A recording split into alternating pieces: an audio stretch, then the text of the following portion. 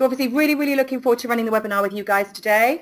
Obviously, Wayne as well, say hi. Hi guys, welcome. We work with recruiters in 3 different ways. We help their recruiters become more successful at training in terms of their role, and we obviously help them with things like LinkedIn, Bullhorn, Bonded App, Broadbean, job adverts, phone skills. Basically, the recruiter is at the center of the universe for us. Recruitment technology, we're really keen to make sure you buy the right kit, but more importantly, you use the right kit and you make money from it. And obviously digital marketing. So we mentor the best and brightest recruitment marketeers of all levels. And one of our clients recently won Marketing Department of the Year with Recruiter. And we are absolutely honoured to be part of that team. So very excited. Talking about recruitment awards, we won one this year. Yoo-hoo! And seriously, nobody could be more happy than myself. I might act cool and collected. I say my clients know I'm far from that. I'm actually a very passionate lunatic. But the day we won that award, seriously, I was beyond delighted. And boy, am I having to now prove how to generate return on investment from winning an award. Now, we do have an awards ebook, which we will happily send to you, and we'll talk about that more towards the end. Hi there, Ruth. Just got a hey. Actually, yes, Ruth is a fellow Christmasite, I think is probably a nice way of putting it. So yeah, bring on the elf. So yeah, delighted to be an APSCo affiliate of the year, and the awards themselves were a flipping hoot in themselves, and we've got the Madras next week as well, which is even more exciting. What do you think your biggest challenges are for next year? By the way, this isn't going to be an hour of webinar chat and typing, but I'm really wanting you to talk to me today. So what do you think your biggest challenges for 2018 are going to be? So letting people know what we do, absolutely. Delivering on time. Getting candidates, absolutely. Brexit, as if. GDPR, we're going to talk about that. Internal recruitment, new website launch, delivering definitely. Hitting growth numbers, absolutely. Being taken over by robots, somebody said. Exclusivity, expanding, lots of stuff. So some serious challenges next year. But I'd like to think this time next year, we've overcome a lot of these, because actually a lot of what we're going to talk about with you today is going to help you with that. So pens and pencils at the ready, and I'm a big fan of the following. If you write something down during this webinar, it's because it resonated with you. Don't turn the page after this webinar. Look at it and write a plan, even if the plan is to look at that bit of paper next week. So don't just see, right, great, I want you to get some return on investment from the time you're spending with Wayne and I in APSCo today. Right, thank you everyone. So the typical challenges that we're seeing across the industry, this is just some of them, but obviously time poor is often what recruiters are. Increased headcount, Brexit is a distraction, I think. I think GDPR is a misconception. We're going to talk about that. Stress gets in the way, successful recruiters, all of these things are really key for us next year. And what I want to hear from you is whether or not you're GDPR ready. So bear with me 1 second. God forbid. Can you tell me whether or not you're GDPR ready? Quick 10-second click. Getting lots of no's. Now I will share this poll, and here we go. So the vast majority of you are waiting for January 1st, because obviously on Christmas Day, Santa's going to come into your offices, get all of the presents out from under your Christmas tree and deliver a GDPR compliant process. Clearly that's what's going to happen. At least that's what they're hoping for. At least that's what they're hoping for. I would imagine actually even Santa's got some GDPR issues because he's got everyone's data. Oh my God, is that the funniest thing I'm going to say today? I absolutely hope not. Right then, fantastic. Or not. We're going to talk about GDPR today. I really want you to think about this. It's not just about compliance. Compliance is boring. Compliance is negative. Compliance is like, it's not about business, it's about having to do stuff. I think GDPR is common sense. If you want access to our GDPR information, and I must stress, I'm not GDPR lawyers, and actually there's very few people out there that are, our webinar, which is currently at over 1,000 views, which we're delighted with, is free for you to grab. If you pop the word GDPR into your chat, we'll find it at the end of this webinar and we'll send it to you and you can watch it for nothing. So all good stuff. So put the word GDPR into your chat and we'll send you the webinar. It's our most successful today. It's very positive with lots of really cool tips on what you need to do, but actually some really cool ideas about actually this is common sense stuff, peeps.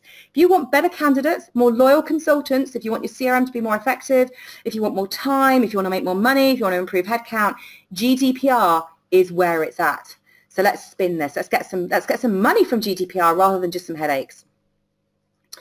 What would you like more of in 2018? I actually want you to tell me via a poll I'm about to start up. Click on the things that are just coming up on your screen. What would you like more of next year? And again, I'm going to count to 10 and off we go.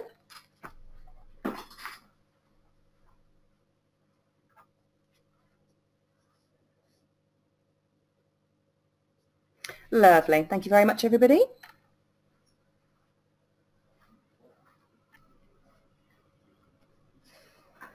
Got some interesting results here, obviously, and it's actually split right down the middle, or right down the middle of the triangle. Anyway, we're going to take that data and do something with it. It's obviously all anonymized, but we like collecting content. And if you work with me from a marketing perspective, you'll know that I collect content everywhere I go. Thank you very much for that. Right, moving on. So we see the 3 C's as being the primary goal for 2018, basically doing more of the 3 C's. We want to basically gather more candidates, more clients, and more consultants. And clearly, we want more cash. I'm saying to all of my clients now, whether they are being trained by my team on how to use RecTech and social media more effectively, whether they are being coached by my team to buy and implement the best recruitment technology, or whether they're being bossed around by me to have marketing strategies that are going to deliver, that they've got to deliver the 3 C's. And if they don't deliver any of the 3 C's, then what are they doing? Just vanity, isn't it? So I'm going to talk about innovation today and what you need to do to innovate the 3 C's, nail the 3 C's in 2018, because recruitment has been affected really positively by lots of innovations, and innovations is not a technical thing. It can be very, very simple stuff, although I imagine when money came out that was seen as an awesome technology. We've been around as recruitment an agency staffing sector for over 100 years now, so you think we would be quite innovative. Space shuttles have been around for a little less longer, but they seem to be able to do things better than us.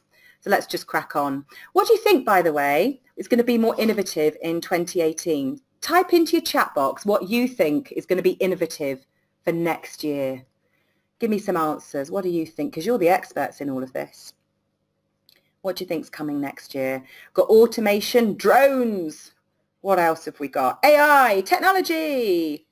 All the usual stuff that I hear from recruiters. This is really interesting because every day when I speak to recruitment leaders, they say to me, "With zombie apocalypse."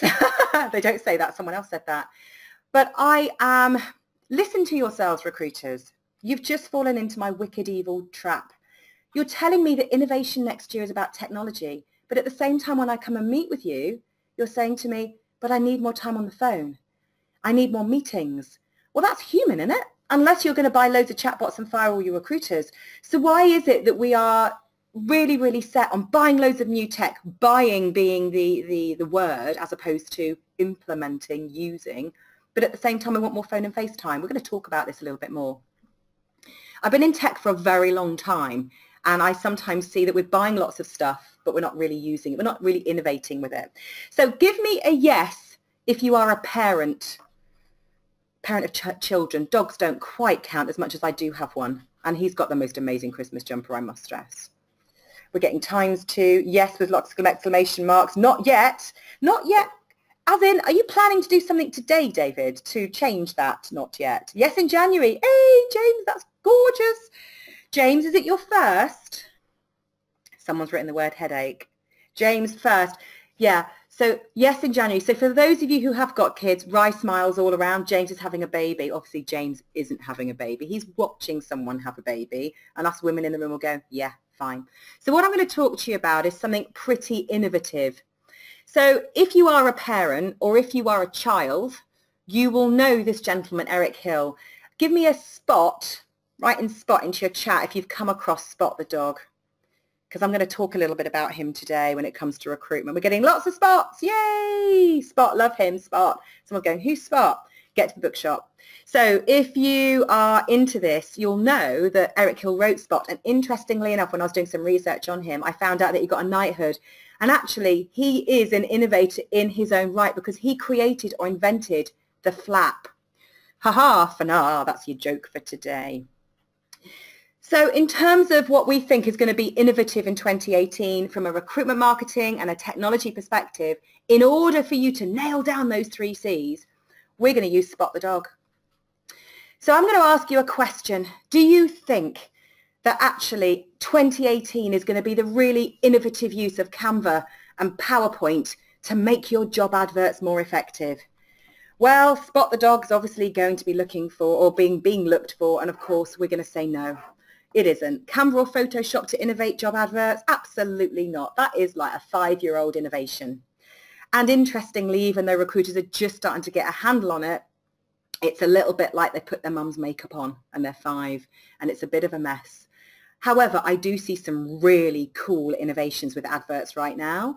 But if you want access to any really cool stuff to do with adverts, put adverts into your chat and we'll send you some information from Barclay Jones' perspective. We've got some really cool ideas on what you can do with your adverts. And when I say cool, I'm not talking about just looks cool. I mean, getting candidates that were never even looking for a job applying for yours. They're the ones you want because they're not carpet bombing job site and they'll take the next job that comes. They're interested in working with you. Is it LinkedIn Recruiter? We're asking ourselves. So we're going to look for Spot the Dog. And no, the line says, it is not LinkedIn Recruiter. Now, LinkedIn Recruiter is a really, really good bit of tech. You can make a mint out of it if you use it properly, but it's not innovative. And someone said, hope not. Is it artificial intelligence? Now, interestingly, everyone's talking about AI. I'm getting managing directors saying to me, AI, what do I need to do? What do I need to do? And I'm saying, you need to calm the hell down. I absolutely feel if you need more phone and FaceTime, the AI is not going to radically change your business next year. It is going to change some businesses, but I really don't believe that I'm seeing any recruitment agency strategies going to be affected by it. I think you might be disrupted by it, which is never a good thing, because actually I do think a lot of the tech out there is being invented for internal recruitment teams.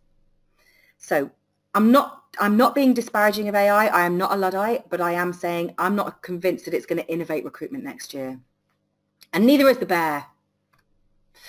So innovation, the description of innovation online is basically taking something and improving that service or product so people are going to buy it, which basically I'm not convinced that AI is going to do that. I don't think LinkedIn Recruiter is going to do that, and I don't think the use of Photoshop is going to make people buy more from you next year.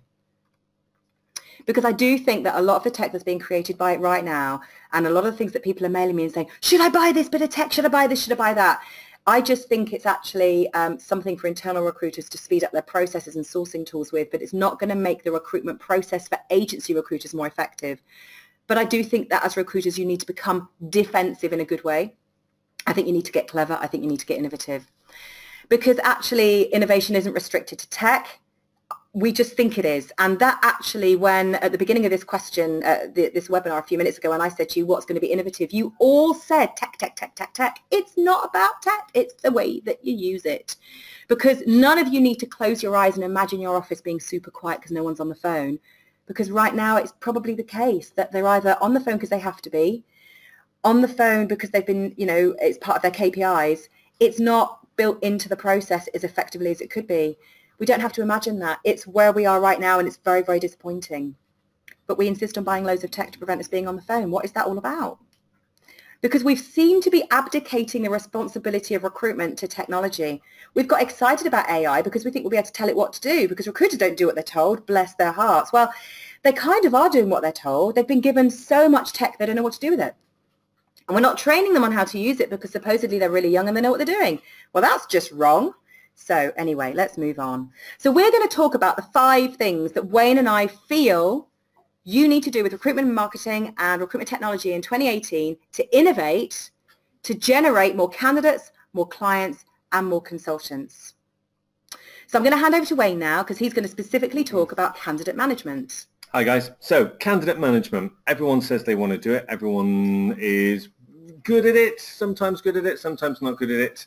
I've got a client who says that recruitment companies are really good at generating data. They're data rich and they're candidate poor, and I totally agree with him. If you think about all the wonderful sources of data that you guys have access to, all the wonderful information that your candidates and your clients give you on a day-to-day basis, the problem is all that information is stored in multiple different locations. And one of those things is the candidate side of things, the candidate management piece. So I've got a question for you, and what is your culture? 90% of candidates complain that recruiters don't get back to them. It's a well-known stat, it's a well-known published stat. Do you or have you ever stopped and looked at whether or not your candidates actually think that you guys are doing a good job for them? How many of your candidates do you actually get back in contact with? I would suggest that you look at your market, you look at your candidates, and you start doing a bit of a survey and looking at how they basically perceive your business. And that will then help you inform the rest of your organization what you can do from a strategic perspective to make your candidates more sticky, how they can get stuck to you. The other thing I would like to look at as well, I'll suggest you look at, is less than 5% of your database has regular contact from recruiters. We did some work with a couple of clients last year, and we found out that by looking at their database, less than 5% of their candidates were regularly kept into contact with. So what are you doing with the other 95% of those candidates? And potentially, why are they on your database if you're not dealing or talking to them? Okay, so I'd like you to very quickly ask whether or not, or tell me whether or not you have an effective candidate management strategy in place already. You say yes or no. And we'll give you 10 seconds again to answer this question. And when we say effective, it's not just that it's on a bit of paper, guys. It's actually delivering loyal candidates that make you money. Okay. Lovely. I'm going to close the poll now. I'm not going to share it for speed, but trust me, it's a 50-50 split. It's a 50-50 split, which is very interesting.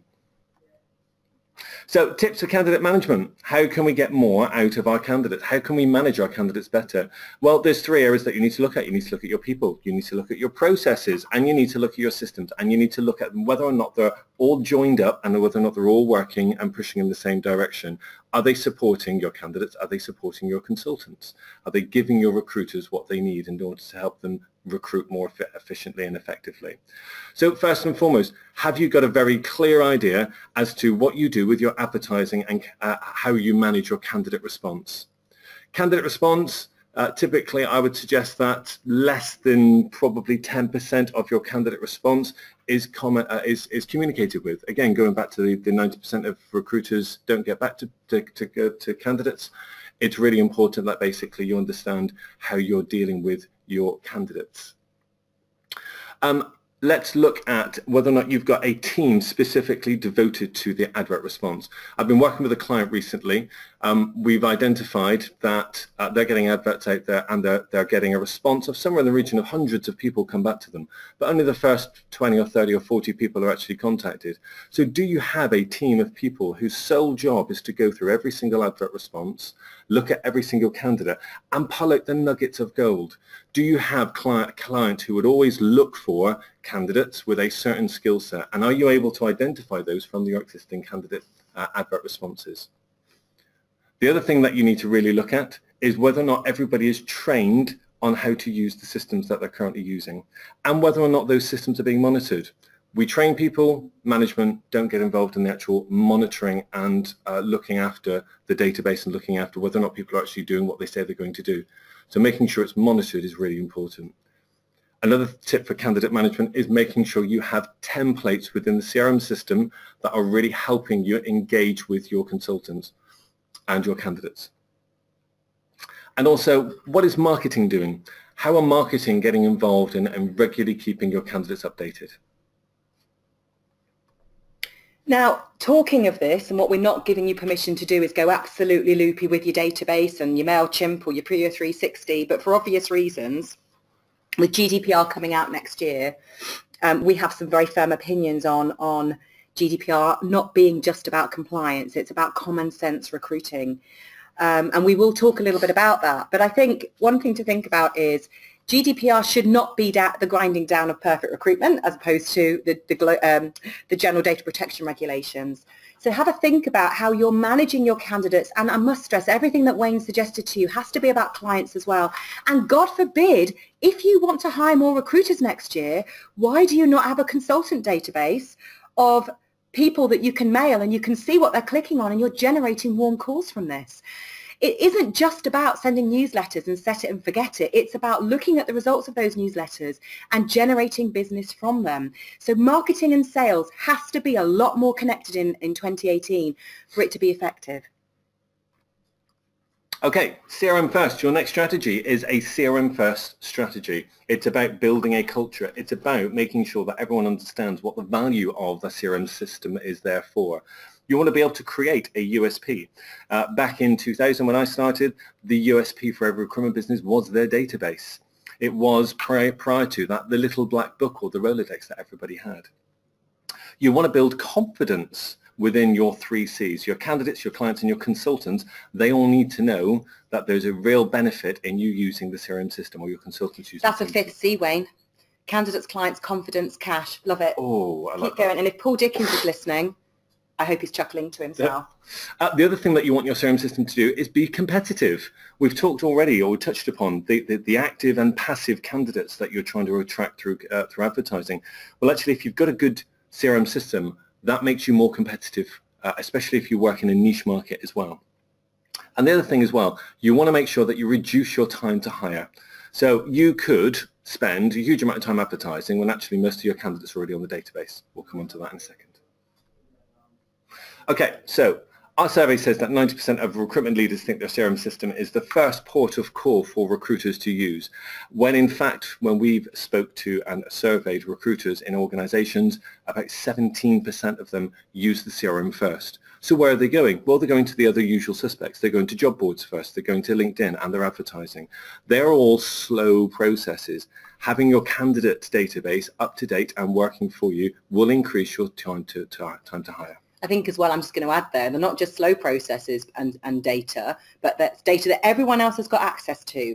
So it's crazy town for me that you're all fishing from the same pond, and then the only thing you can compete on is price, because that's just the route to doom. There's probably a better quote out there. Okay, here's an interesting stat. When we go into organizations and we look at their CV piloting technology, one of the things that we're always looking for is how quickly or how many candidates that come through an advertising process are either already on your database or are new candidates. So updates versus new. And the stat we look at is around about 80%. I've had one recently that was 96% of the candidates that were being added to the database were already on the database. Now, how much time is wasted when you're going at an advertising related to that?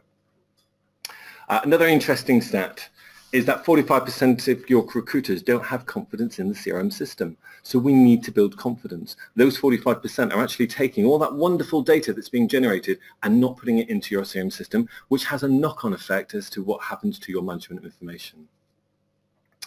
70% of recruitment leaders feel that replacing the CRM system is a good way of resolving the CRM engagement process. I would challenge this. This may not solve the problem. The problem may be that your consultants are either not trained up on how to use the system, or alternatively, they're not engaging with the system for specific reasons. It may be just that simple processes need to be changed, or maybe just that there's some integrations that are not quite working. So again, reviewing what you currently have before you go to market, I think is absolutely critical. And another thing that you really should consider is, if you're going to agree to spend a lot of time, effort, and disruption in replacing your CRM system, then you should also have some commitment from the organization about how they are going to change. You can't just replace a new CRM system and it automatically a revolution takes place. That change is an evolutionary process, and you should get the consultants to actually show that they can use the current system better before you actually replace it. I don't think that's it. We've got a lot of parents in the room today and they're dreading Christmas Day for 2 reasons. One, because all of the usual rules they probably have around the house about no chocolate before lunch and all that stuff, they can say yes to all of that and then they pay the penalty later on, unless they're going to do what I do. I'm just going to be in a Prosecco coma for most of it. I've just invented a new term.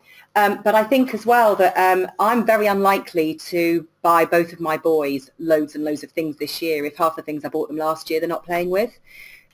So we've really got to think about that and think about why do we insist on just buying more stuff for our businesses if the stuff we've already got hasn't been engaged with. Now, we're not giving you permission to not upgrade. That is not what we're saying.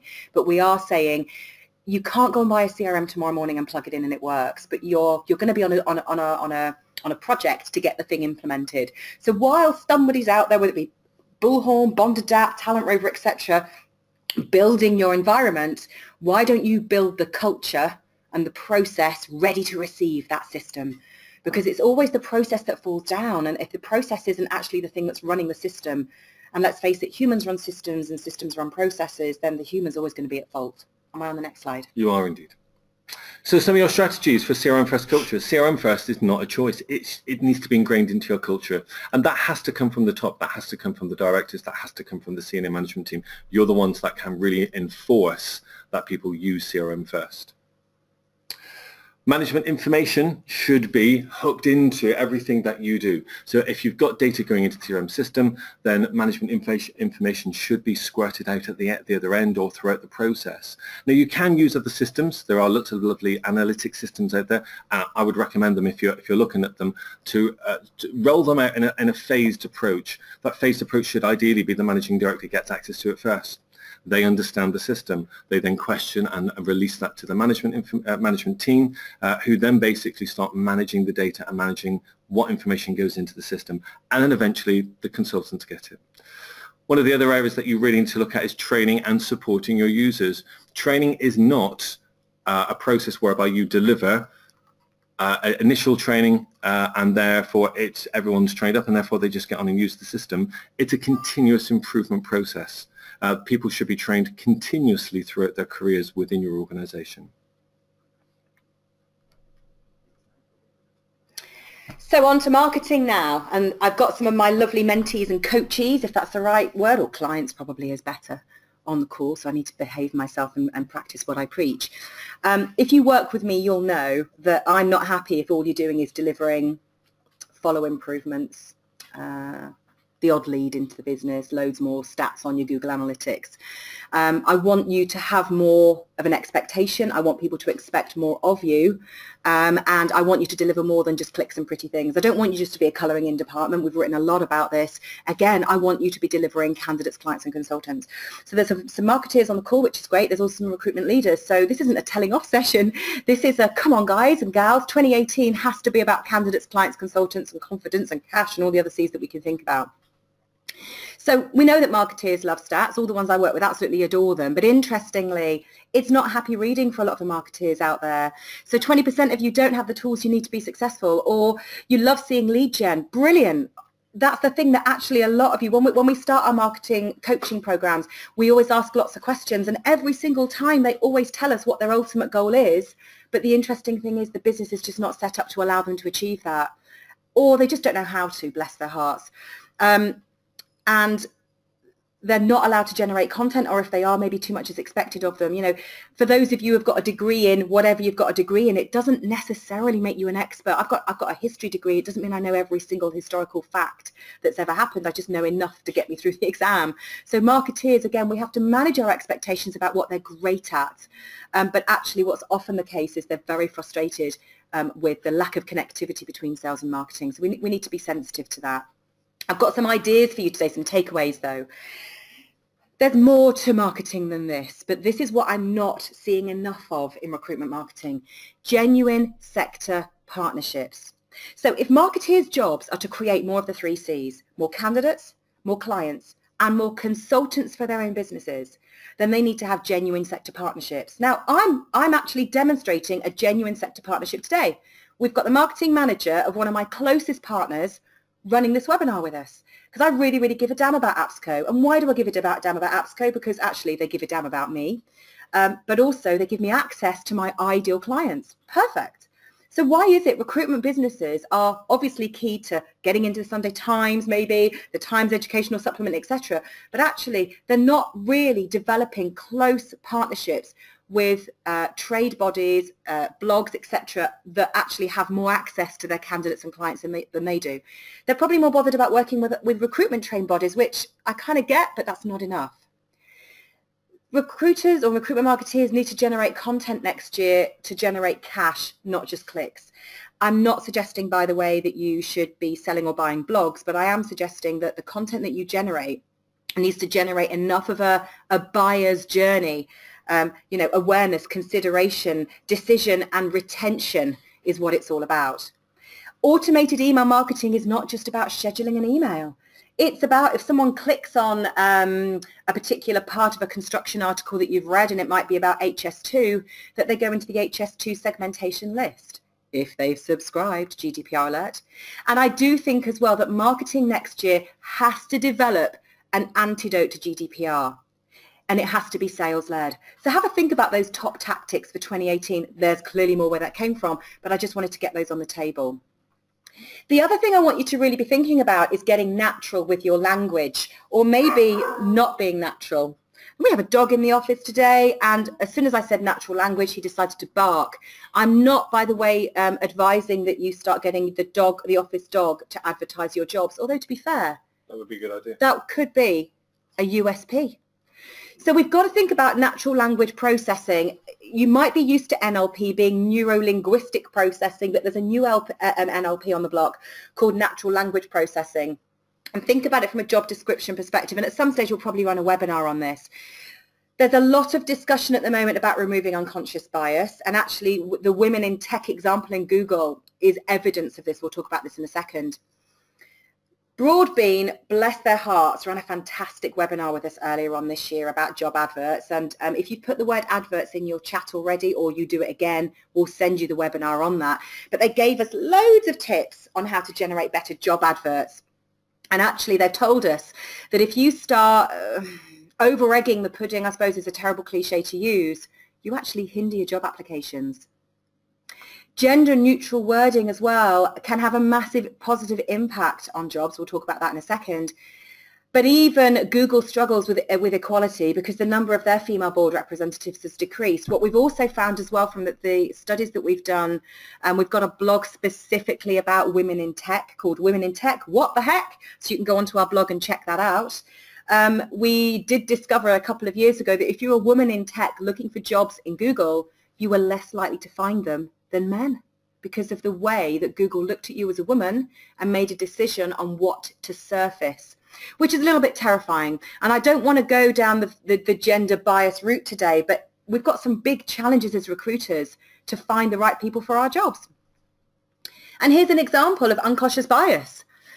Just some data from a blog that we'll pop into the write-up for this webinar outside of this webinar today. But actually the word community and dominant had a massive impact on some job split testing that we saw online recently. So all quite interesting stuff. So if we're going to innovate in 2018, if we're going to push the boundaries of recruitment, if we're going to get on the phone more, if we're going to be more effective marketeers, if we are going to advertise our jobs more effectively, if we're going to use our CRM first, then what is the coolest tool for recruitment in 2018? Well, drum roll, it's the recruiter. Now, this is really important. This is absolutely critical because the recruiter's the one that makes the placement. The recruiter's the one that picks the phone up. The recruiter's the one that gets very little training. There's a lot of recruiters in the UK, over 200,000 of them, and they make up the nearly 30,000 recruitment agencies in the UK. Interesting, some stats here. I'm not going to read them all out, but 61% of recruitment leaders asked last year, and they said, hold on a minute, the biggest challenge we have for 2017 is finding more recruiters for our own business. And actually, the challenges that you gave us at the beginning of this webinar prove that point. So we obviously want to hear more from the industry about what they're doing about that. So let's think about what we can do more to attract more recruiters. Now, Barclay Jones does run an internal recruitment workshop and product where we help marketing departments and internal recruiters attract consultants to their business. If you want to know more about that, I dare you to put the word internal into your chat and we'll send you some information. But just have a think about how recruiters are going to fit into your model next year. Because actually we've got this 4MO approach to recruitment right now. We're buying everything going. We think innovation is about technology, but maybe what you've got, as Wayne very eloquently put earlier, maybe what you've got might be good enough already. Now again, we're not excusing you from buying new tech. We don't want you to stop innovating in your business, but actually the problem might be the people using it. And we need to look at processes and we need to look at training. Now, KPIs are interesting, and we're actually doing some research on this right now. And those of you that love reading the stuff that we do often realize that actually we're just telling you what we see in the industry. We want to know what you think of KPIs in recruitment. Can you grab your mouse, please, and choose one of the options in front of you right now? Again, all of this is going to be anonymous, but we're interested in what the recruitment industry thinks of KPIs. We often sit down with recruitment leaders and I'll say the KPI word and they'll almost get their garlic out and go, be gone. KPIs are a terrible way to manage people. But often that's because they come from a business where they were used really badly. And I'm a big fan of, again, I've got 2 kids under 10. Now, don't quote me. Lisa Jones has KPIs for her children. She kind of doesn't, but she kind of does.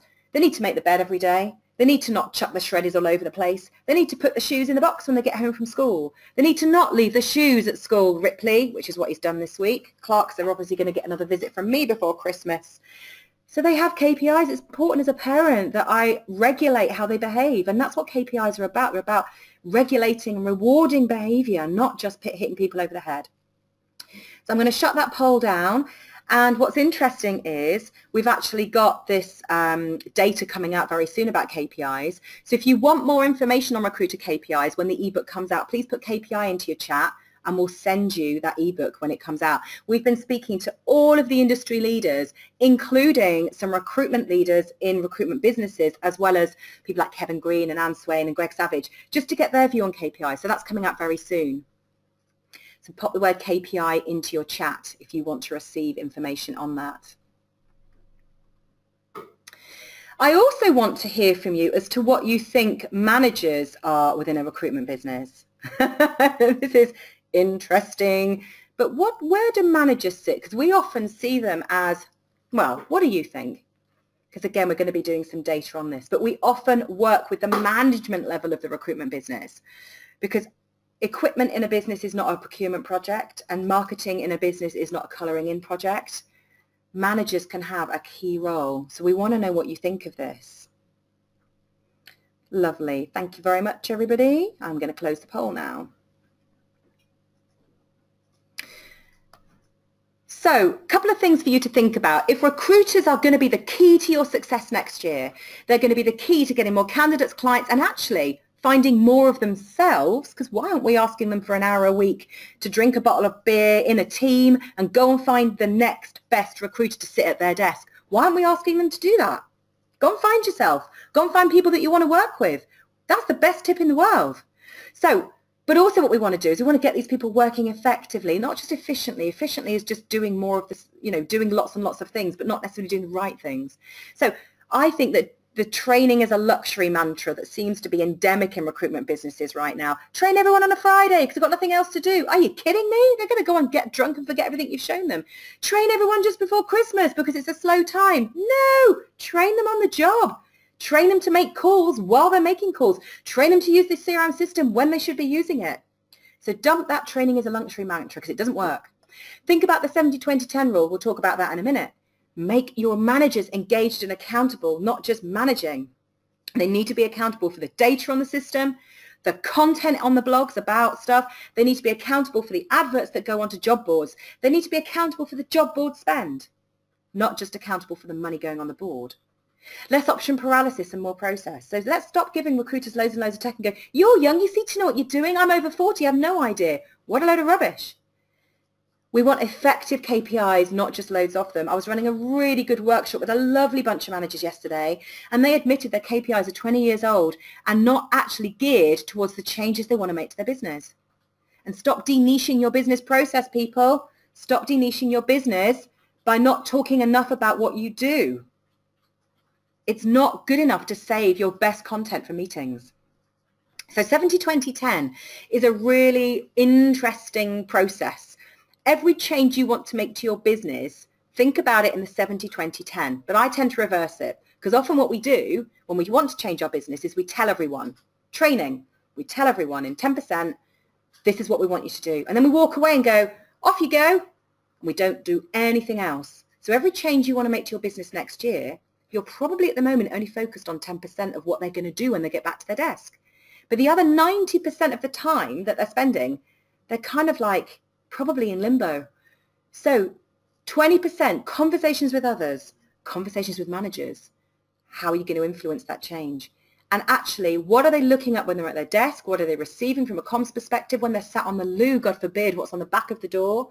What are they looking at when they're pouring themselves a cup of tea? What messages are you sending? How are you getting them to practice the changes that you're making? What challenges are you setting? I'm a big fan of modular change. So if you want to revolutionize your process next year, break it down into months and change things bit by bit by bit. Stop buying training for your teams. We love it when people call us and say, can you train my teams? But what we do ask is, and what's going to happen once we've trained them? When they get back to their desks, what's going to happen? Because we love going in and advising on the 20 and the 70%. In other words, don't just buy training from us because it doesn't work. Think about what needs to happen beyond that training. Let us advise you on what needs to happen back at their desk. Deliver change, not just training. And think about the J curve, because what often happens in businesses is we have this expectation of what's going to change within our business and we aim for it. And then we roll out the change and what we expect to happen doesn't happen at all, because actually initially productivity dips. It becomes tiring. We don't get the data that we want straight away. It feels hard. Clients ring up and disrupt us. Damn it, life would be so much easier without candidates, wouldn't it? And what actually happens is we probably only achieve 50% of what we aimed for. So the desired outcome is never achieved. You really need to think about that. And that's where Wayne and I will often go into businesses and say, why are you trying to buy a system that you think is going to totally radically change how you do business? Humans and process do that. Let's not be so radical. Let's still be, let's see this as an evolution. So this is a proper concept, the J curve. It looks like a J. And there is a proper concept called the Valley of Doom, where change dies because everyone just gets a bit fed up.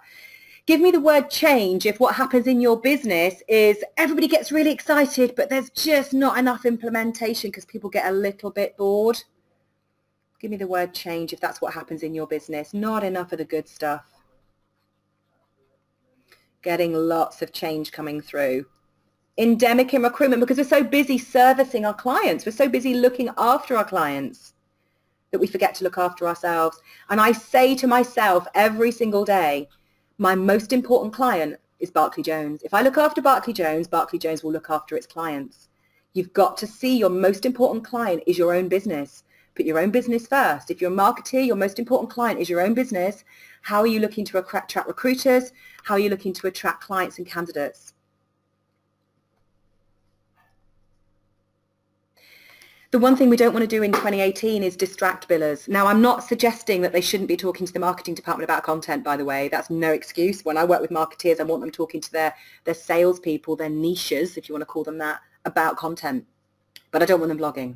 Sorry, I don't want them blogging. I think that's too time consuming. I do want them talking. And there's lots of different tips that if we work with you from a marketing perspective, we could give you on helping billers to continue to bill while also marketing their business. I actually spoke to one very forward-thinking recruiter the other day who said, recruitment is marketing. And I thought, that's actually a really cool term. I'm probably going to nick that. That's a 2018 concept. But let's not take billers away from billing. They've got enough on. But we don't just want to create more phone and FaceTime, because to be fair, a lot of the younger recruiters out there, if you gave them more phone and FaceTime, would still blink at you and go, what do I do with that? What do I talk about? What's going on? And we have a responsibility as the leaders of these businesses and the marketeers of these businesses to help them through that challenge, because us older ones can pick the phone up and we can ask people how they are, and we know about our clients and we understand what their challenges are, and we know how many kids they've got, and we know whether they've got a dog, and we know whether or not they are gluten-free. Genuinely, we know this stuff, and we can become very sticky to our clients because of it. And it's not manipulation, it's just good business. But the younger ones don't have that level of data. In fact, they have so much data and absolutely no information, because they are paralyzed with the 500 million prospects they've got on LinkedIn. That's not a prospects database. It's not even a candidate database. Your CRM should be. So 2018 must not be a repeat of 2017, because all the words that you used at the beginning of this webinar, we don't want to be using those this time next year. Because we want to innovate. We don't just want to spend money on IT and marketing. It's not about that. And those of you, the good IT bods and the great marketing bods, don't just want a budget. They want to generate leads. They want kudos. They want to see their businesses grow. I remember in my first IT director role, I was kicked up the backside by my boss, who was the commercial director. And he said to me, look, Lisa, I don't care how much money you spend. Oh, my God. Imagine saying that now. But if you spend £1, I need you to make me 2. And I actually thought, ah, and then I thought, whoa, proper good stuff. And that has driven me throughout the rest of my career. And I think every IT and marketing bod needs that kind of permission. We want you to be competitive next year and have a plan. We want you to be happy, but create profit at the same time. So our 5 tactics, strategies for 2018 in marketing and recruitment technology are candidate management, brackets client management, CRM first, marketing ROI, get rid of that unconscious bias that will do you the world of good, but obviously pimp that recruiter, work them hard, demand more of them, but invest more in them. Think about the training. Think about when that training happens. Think about what that training needs to deliver. So I always ask people at the end of my webinars, what are they going to do differently? So I want you to quickly pop into your chat. You've written loads of notes, no doubt, and lots of you have been coming at me via the chat, telling me what you're going to do differently. But tell me, what are you going to do differently next year? What have you learned? So we've got CRM focus, managing our candidates and clients. What else have we got? Investing in your team more, all good stuff. Managing candidates better, talk more to Barclay Jones, thank you very much. If that's the Charlotte I think it is, you need to pick the phone up.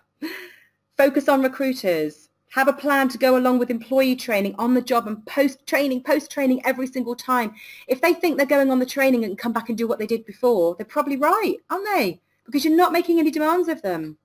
Make your business your #1 client. Reduce the time to hire. Attract great recruiters. They are the key to this. Recruiter engagement. Get recruiters thinking like marketeers. Absolutely. Hi, Emma. Just starting to see now who else is on the webinar. It's been a busy, busy webinar. Right, it looks like you've all got absolutely loads from this, which is brilliant. And we've got loads from it because we've got some content from it. I'm a big fan of, while we're spending time doing this, we should be developing our own content as well. Now, I actually not sure we've got time for questions. So what I would ask you to do is drop me an email at lisa@barclayjones.com. And if you've got any questions, I will come back to you, hopefully by the end of the day.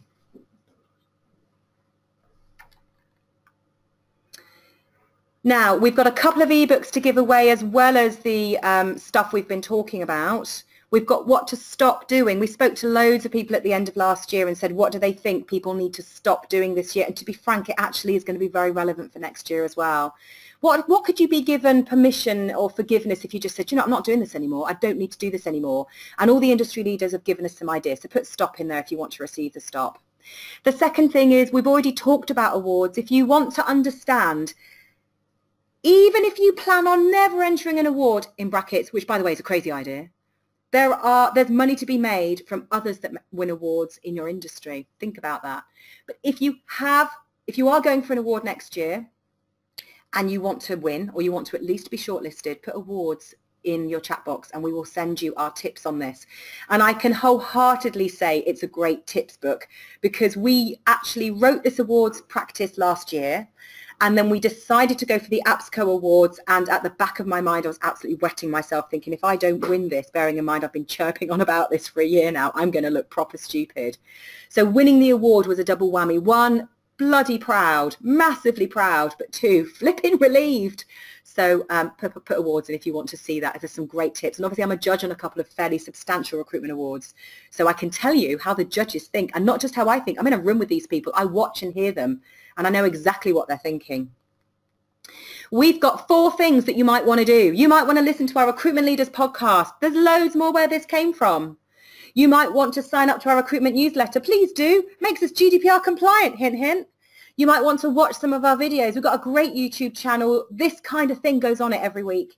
And we've got loads of really cool downloads. And when I say really cool, cool in brackets means flipping useful, saves you loads of time, stops you making crazy mistakes. None of you got time for that. So make sure you pop onto our website and go to the recruitment download section.